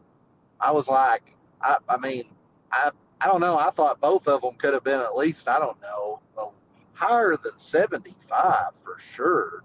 Yeah. I mean, and I used Sadiq like the whole game. Like when I was always going to Sadiq. Like he's a good player in the game. It's like he has a 74 overall, but he's very reliable in every situation I used him in. But I don't know. It was weird. It was like the receivers, of course, Garrett Wilson was like 85, 86 overall. Then it was like Tim Patrick was the next guy on the list. Like, and then it just dropped but they had the depth chart set up to where I never even I just played with whatever the depth chart they had. I didn't make any changes. Tim Patrick was never on the field. There was Mitchell and Cooper. I was trying to throw a bunch to Cooper, but I just thought that was crazy. Like David Bailey having this 82, which I'm glad they gave him some love. And then it's like everybody else we drafted, it was like shit. And Nashawn Wright, they have him at like I'm trying to think. He was like a 76, maybe. And I don't know. I don't know. I thought he could have been a little higher. But anyway, Demario Davis was the number one, and then I honestly can't remember who number two was. Minka, maybe? Yeah, I think it was, which I kind of thought he was ranked a little high from the way everybody's been talking. But anyway, I'll take I will it, say this, Spatshaw. This is the most, I guess we all have to say everything I'm about to say in context, right? Because I'm happy to be alive. But, like, this is the most bummer college football Madden thing of all time because of the move and everything. Like, the fact that, like, you tell me right now, hey, Madden came out, I'm like, oh, wow. Like, didn't know. And that's terrible. That's never happened in my life. I used to go to GameStop at 9 o'clock at night to reserve my spot in line. So at midnight, they would give me the game early. I used to be waiting outside. They would sometimes have a pizza party because there's like 30 people waiting for the latest Madden. They said, hey, we'll order a pizza if you guys are cool. We're like, yeah, we're just waiting here for 3 hours, I guess. So I used to be as deep in as you can be. And then, of course, there's the decade of nothingness with college football, right? The NCAA 14, Jannard Shoelace Robinson was the last one to be on the cover. So, like, I wasn't waiting at GameStop for those. It disappeared for a decade. And I just used to have this very special relationship with both of those games. And this year, for the first time ever, I have neither at this current moment in time. So hoping when I move and settle down and everything, it can all happen. But yeah, it all just happened so quick. It stinks because I'd be playing that and doing that all the time. And oh yeah, I feel depressed. I'm like, oh my God, I didn't. You telling me the man came out? Well, news to me. Didn't know. I was like, I know it's like Monday when it came out, K-Brock was already playing it, and I was like, Oh, dude, damn. as soon as I get home, I'm gonna get on there. And then I thought about messaging you, and then I was like, no, he's getting set up for training camp tomorrow. Because I was like, I know you've always been real into all that and everything. Oh, like yeah. like you're like me, you keep up with the new games, but I Mhm. will tell you, Yeah. I want you to play it and tell me what you think. If you think it's any Okay. better, I kind of thought the graphics went down a little myself, but Oh, damn. anyway, yeah, give it a try. And if you get bored, just get on the Madden ratings and look at Yeah. some of them and tell. I'd like to hear what you think about some of the players, like if you think they're too high or too low or what. Yeah. But The Sadiq anyway, thing to give it me a makes look. no sense because that seems like, just speaking as a Madden fan, what Sadiq does well seems like sexy Madden things. He can run fast. He's sculpted like a Greek god. Like, how is that rating not just like people? And I'm saying that like his rating could be high, and people go, "Geez, wow, we're really overblowing this." And we probably are. That's normally what I see a Sadiq type being in a Madden video game. Like he'd be way too high just because of the athletic traits. So the fact that he's low, that's quite frankly surprising.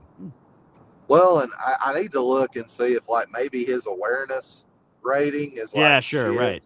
Yeah. Because I think that's the only reason they even have that rating is just like this guy is a freak, but we can't give him a 99 overall, so we're going to give him a 2 awareness. So he has Yeah, no right, idea right. what the hell's going on. But if you can get him the ball, if you can pitch him the ball, then he'll just do whatever it takes. But anyway, but yeah. Well, if you get a chance, take a look at the overalls and let me know what you think and everything. All right, will do.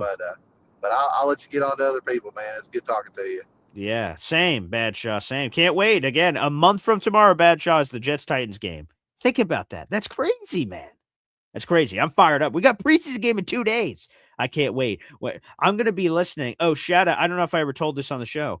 So I have not bought or even thought about a ringtone on my phone in 20 years. Okay. When I was younger, I used to have like a Motorola phone. I had a phone before that, like a little small phone, and used to go in the little store. All right, I'm gonna buy a ringtone for 99 cents. Oh, cool. Hey, my friend, can you call me? I want to hear the ringtone. It was a thing. It was it was an era for people nowadays. You probably have no idea what the hell I'm talking about. Anywho, I haven't thought about that for 20 years. Okay. My ringtones have always been whatever the default iPhone ringtone is. I have no idea. But Austrian, I somehow we got into the conversation where I'm like, I wish I had like the NFL CBS theme song on my phone, like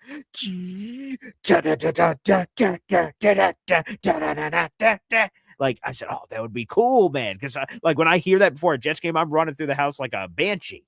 And he says, dude, just get it on your phone. I'm like, wow. All right. I haven't looked up a ringtone thing in a while. So I do the stupid app store. I'm like looking through. I'm like, CBS theme song. Tip, tap, tip, tip, tap, tip. And then I'm like, oh, it's right here. Perfect. And I play it. I'm like, what is this garbage? It's some techno version of beep, boop, bop, beep, boop, bop. I'm like, well, where's the real? I'm willing to pay for this. Where the hell's the real ringtone? And I can't find it. They don't sell it. I'm like, that doesn't make any damn sense. So Austrian hears my plight, like, geez, I tried to look for this freaking ringtone. They don't even have it in the store. And so Austrian, you must know a guy who knows another guy who illegally got it and said, hey, here it is. And I'm like, cool. And I went to get it, and I'm like, it's 3 minutes long. It says it has to be 30 seconds. So boy Green did some editing, slicing and splicing and everything, and I got it in, and I updated my ringtone on my phone to NFL on CBS. And so for the first time in 20 years, I like texted Jared B. He was my guy. I'm like, Jared, call me. But I'm not going to pick up, but just call me. He went, what? Okay. And he calls me, and I'm like, damn it, my phone was on silent. Damn it. Do it again. Okay, I got my phone on the ringer now. And then I hear, shh. And I was like, it worked. And so I think my fiance is getting really annoyed now because every text or call I get, it just goes, shh. And then it does the 30 seconds of CBS theme song over and over again. So I'm pretty sure I've annoyed her to all hell. But thank you, number one Austrian Jets fan. I have the NFL on CBS theme song. I'd play it here, but like I'd get tackled in a minivan because I don't have the copyright to even play that on the show. But just imagine it. My very poor rendition of it going, shh. That's the start of it in my head. I don't know. Anywho, It's neither here nor there. But shout out to number one Austrian Jetman. There you go. Anywho, back to the phone lines. It's Bill Amley, baby. Hey, how's it going? It's going, Bill. Yeah. Yeah, I think about my first ever cell phone. It was made by Ericsson, and I'm like, now it seems like a dinosaur compared to all the Samsungs and the Apples and all these other companies.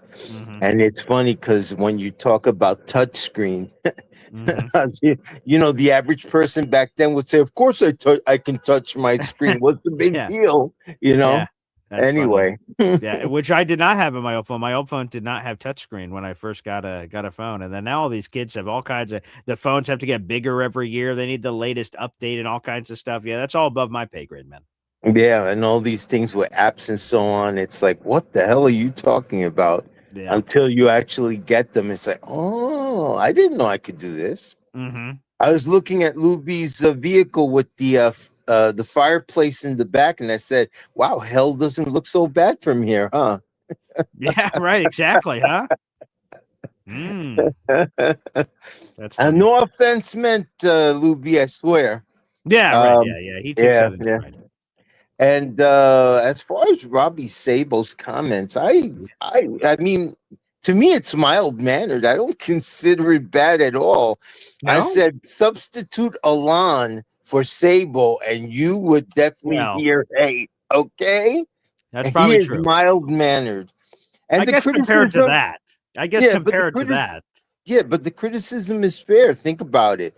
All at least 75% of the fan base, and I hope it's not an exaggeration, but at least 75% of the fan base wanted Arvell Reese, because we were picturing him as this hybrid where he could play linebacker or off linebacker and rush the passer. You know, shades of LT was going through our minds, and instead of choosing Superman, we chose Clark Kent. You know, that's how the fan base feels. Come on, this is the criticism, and the only person that can end the criticism is Bailey himself. As long as he shows that he is an all-around defensive lineman, that he can stop the run as well as rush the passer, that view is not going to change much. But which would you prefer, Bill? So, like, this was the take that Robbie said that I'm like, what a nutbag. He said, if there was two paths possible, David Bailey has 12 sacks as a rookie, and he's very questionable against the run, or he has 4 sacks, and he's really good against the run. Saban said, I'll take the 4-sack season. That's the most nuts thing I've ever heard. Okay. All right, ready for this one? Lose it. All right. What's that? Think about this take, though. Okay. All right. Will McDonald had 8 sacks last year. Okay. Didn't he have 4 of them in just one game? Yes. Do you want that from Bailey too? That he has a couple of really super games and then sucks for the rest of the season? We don't want that. That's to me. I'm not going to nitpick. If you tell me right now, Paul, here, if you press this button, David Bailey's going to have 12 sacks. Click. Wait, I didn't finish the rest. Doesn't matter. Click. I'll click that button right now. And sure, to your point, could it be he could have a couple of 4 sack, and then he's just gone? That could be, but I'm not going to nitpick. If I could have a pass rusher have 12 sacks as a rookie, he is changing games. He is impacting the game, and I get it. Run defense. That's a huge point of conversation. But 12 sacks? 12 sacks? Sign me up for 12 sacks right now, baby. And let's be fair, if he can get the 12 sacks, you know that this means that the overall play of the defensive line was light years better than what we had last year. Right. Because the reason why Will McDonald had just 8 sacks was because the rest of the line sucked. Rushing the passer. And if David Bailey has 12 sacks, that means other people are eating too, in my mind. If David Bailey's getting 12, that's great news for Roman College. Great news for Joseph Ossai. Great news for Kingsley Nagbari. And great news for the back end of the defense. They should be intercepting passes. Those quarterbacks must be like, oh, Jesus, David Bailey's wreaking havoc back here. Yeah. The play of our front 7 is the most important thing to the defense. Of course, yes. So that's what we want. So we want Bailey to be an overall good defensive lineman. And the sacks will come as long as the rest of the line also performs the way that it should, or it's going to be a rough season again, and we don't want that. Yeah, I'm taking 12 sacks. Screw you, Robbie Sabo. I'm taking 12 sacks all day. You enjoy your 3.5 sacks and I don't know. quality Robbie's rim a cool defender. guy. No, Yeah. what is it? I'd be more nervous about Alon with his takes, you know? Perhaps. We'll see if he ever makes a comeback or has he retired from Yeah, I YouTube don't know again. what's up Yeah, with I him. don't know. I do hope he's all right, believe it or not. Yeah, I of mean, course. From a health perspective, yes. If Yes, that's the reason he absolutely. has suddenly disappeared from our existence, my thoughts and prayers are out to him and his family. But if Yeah. it's purely some football reason, I hope he does. No matter what, I hope he makes a comeback. Like YouTube's a great place, and we've had some heated things in this show's history where a couple of callers have gone at each other, and that's resulted in some callers never calling back. I hope that does not happen. I try to make this as inclusive of an experience as everybody, and everyone can share their take, and we can have fun conversations. I don't mind some festive jabbing. If two callers have a disagreement, good. Disagreements are good. I don't want everyone to be yes men around here, but hopefully, we don't drive people away. I hope it's inclusive. Yeah, I mean, Robbie Sable's comments are what a lot of Jet fans have in the back of their minds. They're afraid that he's just going to be a one-dimensional player, no different than Will McDonald, and eventually both of them will be out of here.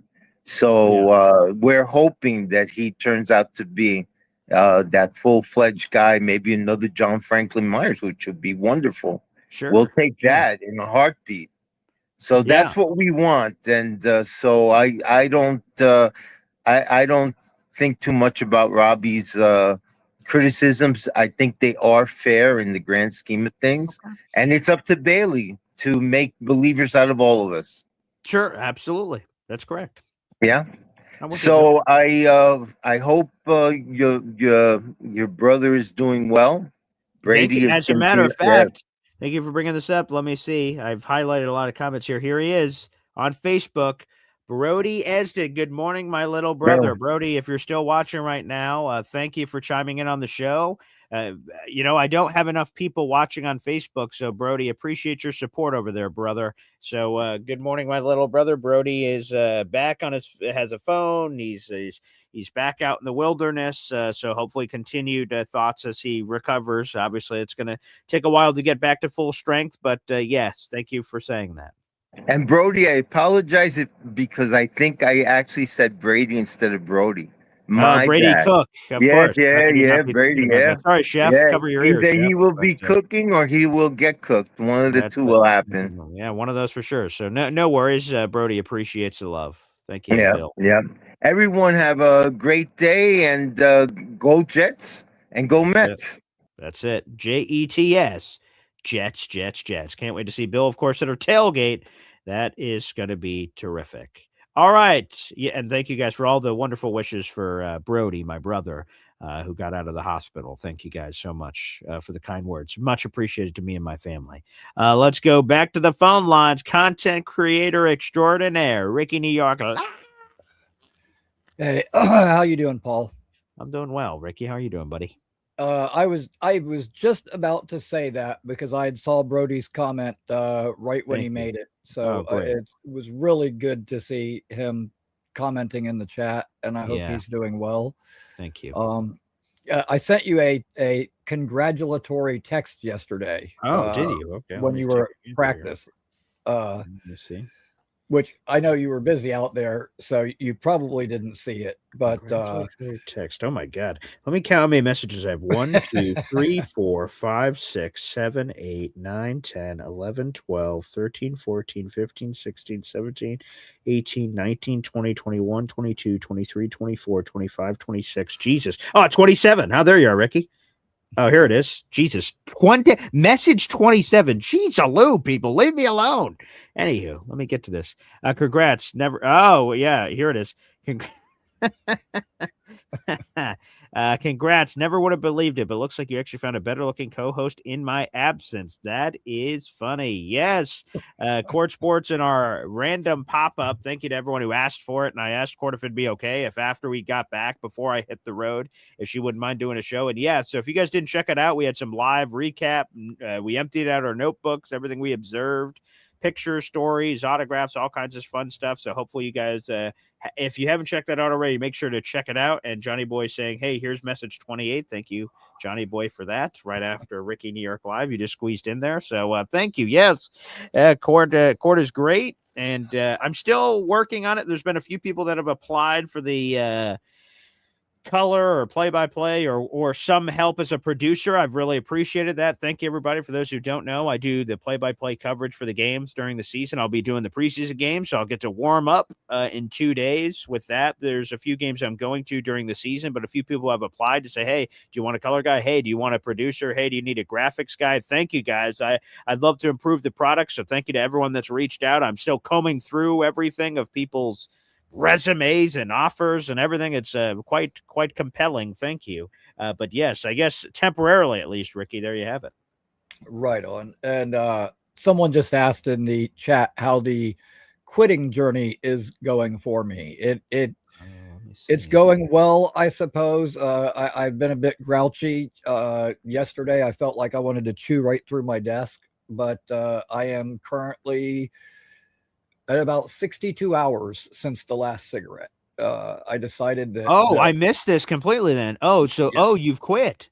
Yes. When I was working right before I got canned, I had bought like 2 cartons of cigarettes. And after I got canned, I decided that like once those were gone, they were gone and I would not buy any more. And so, how long have you been smoking, Ricky? Oh my God. Pretty much my whole life. Wow. Let me see. 42 years. And how long have you been on? Is this the first time you've ever quit? No, I've actually quit twice before. Okay. Once, when I was real young, there was a place where I was living that you could not smoke basically on the property at all. And so I kind of quit momentarily there. And then there was another time, probably again, real young. I think I was like 22 or something.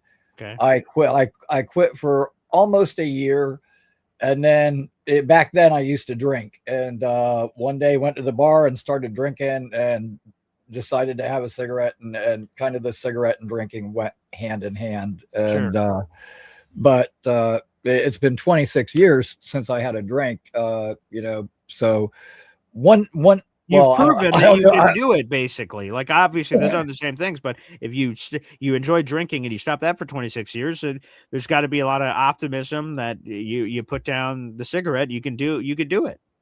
Yeah. So I'm getting there. Like it's, I'm still at the beginning of that journey, but you know what? It's a lot easier not to smoke when you can't buy them.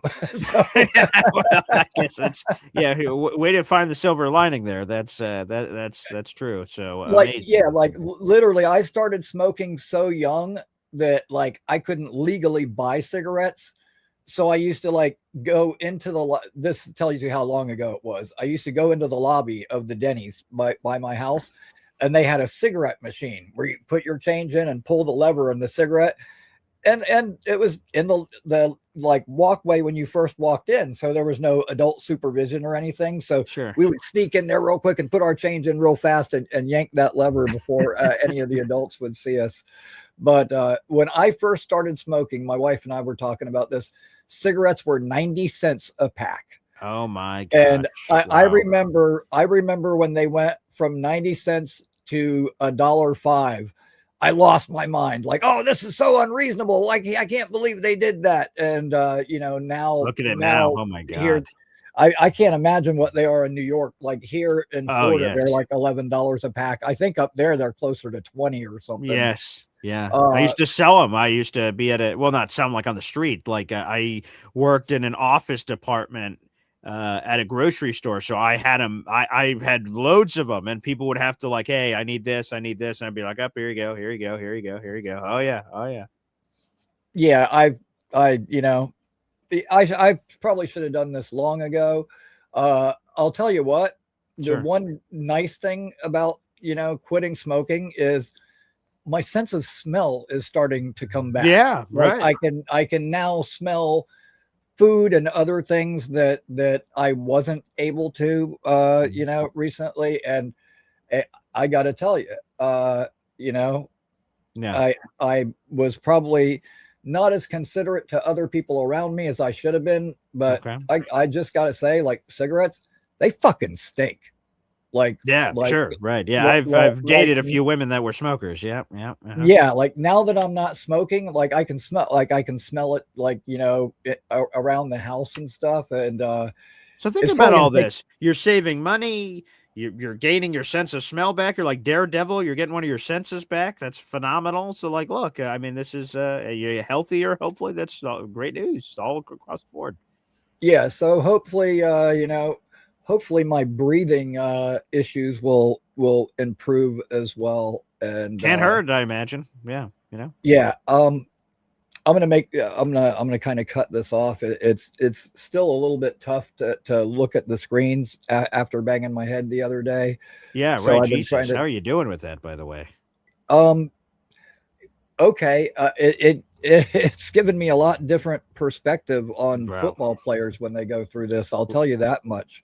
Right, like Quintus Stiggers passed out yesterday. Like, it's scary to just lose consciousness, and then you just wake up and you're like, "Whoa, what the hell happened?" So I imagine you experienced something sort of similar. It obviously was a different situation, but in that same sense, that's scary as all heck. Yeah, yeah, that's the first time I've ever been like knocked out cold in my life, and like I don't even really know how it happened. My mother-in-law said that I was really white, like pale, right before it happened, and I'm thinking, how can you tell?